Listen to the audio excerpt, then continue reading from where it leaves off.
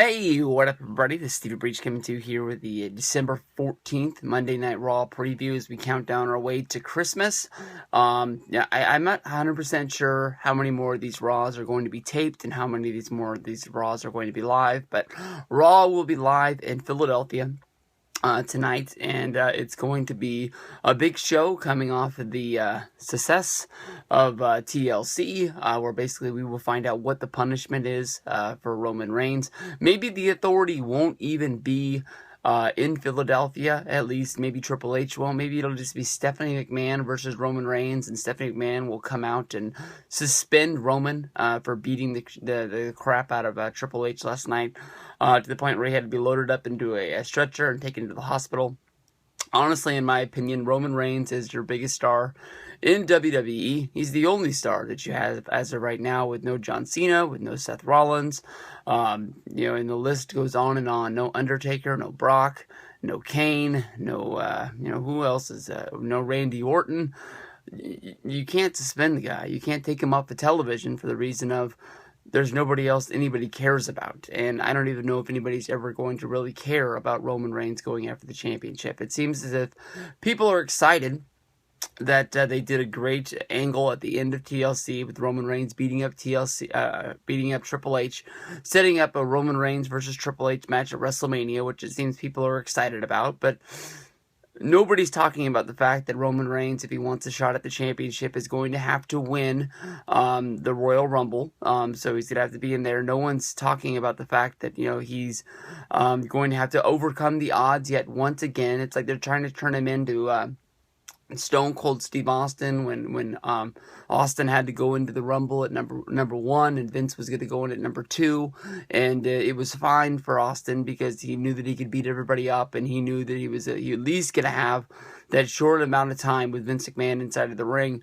and they were going to have one hell of a fight. And in the end, it looked like Austin was going to win the Rumble, and then Vince slipped back in and it threw him over the top, and they had screwed Austin yet again.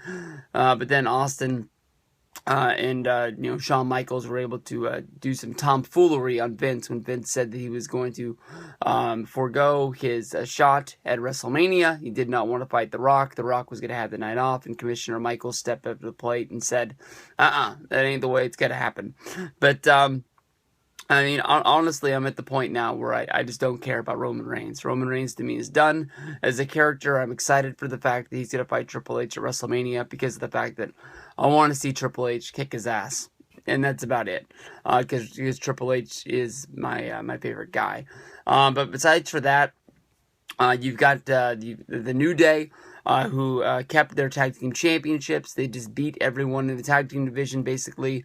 So it's going to be interesting to see where they go with the tag titles. Did the Usos do enough to the point where they say they deserve a one-on-one match for the championship? So maybe the latter match did more hurt than good. Ambrose is your new Intercontinental Champion. This is something that I don't even know what you do with it. The Intercontinental Championship really doesn't mean anything to me. They never even mentioned the fact that Ambrose wanted to be in the Hall of Champions in WWE's Titan Towers. That was the main setup for Fastlane, as well as WrestleMania for Dean Ambrose. That's one of the major angles that he had running on earlier in the year. So I don't know if you just basically run Ambrose versus Owens again and just see what you can get out of that. With Raw being in Philadelphia, the question is, will the ECWs make a return after being swept in the tables match at TLC?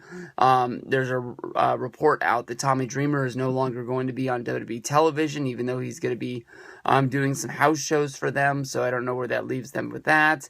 And then the last thing on the Raw 5-point preview is Charlotte the new dirtiest player in the Divas division? Is Charlotte and Ric Flair taking a swerve, becoming the heels of the division? It seems that WWE has seen the writing on the wall that they're not going to boo Paige. So I guess Paige is going to be on top. Does that mean that Paige is going to have some friendship with Becky Lynch, or are they just portraying the Divas as all being, crazy girls who all hate each other and, basically have no alliances with anybody? And if anybody can tell me why Team Bad was dressed up in the back like the other members of the Divas division, I would appreciate it, because I had no idea.